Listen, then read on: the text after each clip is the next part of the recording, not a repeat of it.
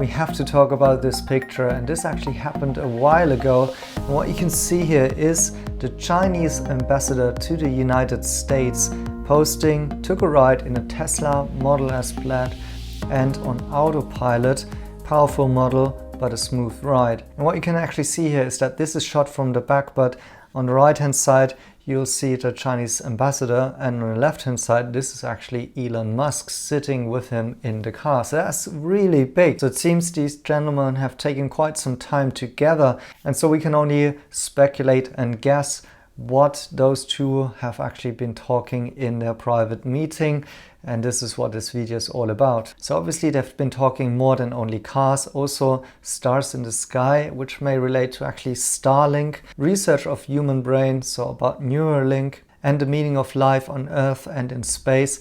And this may actually even refer to some of the previous tweets by Elon Musk, where he actually quoted a Chinese poem also about political aspects living on Earth, that, well, we are all coming from the same tree, if you will, and why are we kind of fighting each other? This is the very rough translation of things, but then also another statement where Elon Musk talked about the role of China growing up and becoming the biggest economy in the world, and relating to how this comes down to how US-China relations should look like. But in this video, more actually on the business side of what they could have discussed and around Tesla. Because if we're looking a little bit closer at this picture here, yes, he's tweeting about autopilot, but if you look here in the center display of this Tesla, you actually see that this is on a full self-driving beta here, and that means the Chinese ambassador has experienced the latest version of Tesla's autonomous driving version, or the self-driving cars in the current stage of development. And so one thing where I would certainly see Elon Musk lobbying the Chinese ambassador is around autonomous driving in China, because obviously FSD beta is not released in China, and they're just offering Tesla Pilot, the autopilot, and that may actually be also around Chinese regulation. And certainly Elon Musk wants to find out what are the plans of China going forward. Maybe autonomous driving cars will only be allowed going forward on Chinese roads if they incorporate something like V2X technology, so where the vehicle can actually communicate between each other as well as with infrastructure.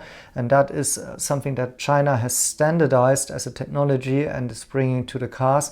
And second of all, what will be the role of LiDAR? Will actually autonomous driving cars be required to have LiDAR in the future?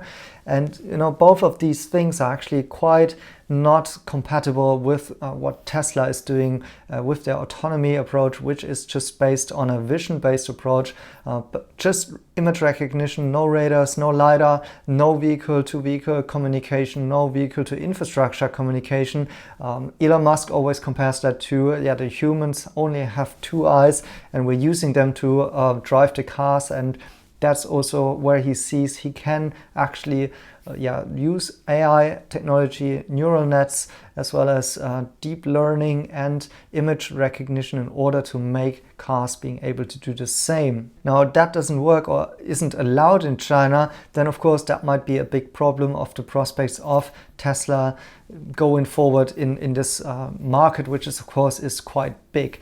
And so I'm sure that they have discussed this issue, and that the Chinese ambassador is quite impressed by this technology, should hopefully have also some positive implications on the prospects of Tesla in China when it comes to autonomous driving. The second thing that they could have possibly discussed is also how Tesla Giga Shanghai is going, and whether or not Elon Musk intends to build a second factory in China, which is still up in the rumors and clouds. We don't know if that's exactly going to happen, but certainly Elon Musk must be impressed by how fast Giga Shanghai has been put into production and how well it's been scaling up since. And last but not least, this may also be referring to what's happening inside the factory, and that's pretty much in the future, of course, because it's not a product yet, but Tesla has announced the Tesla bot.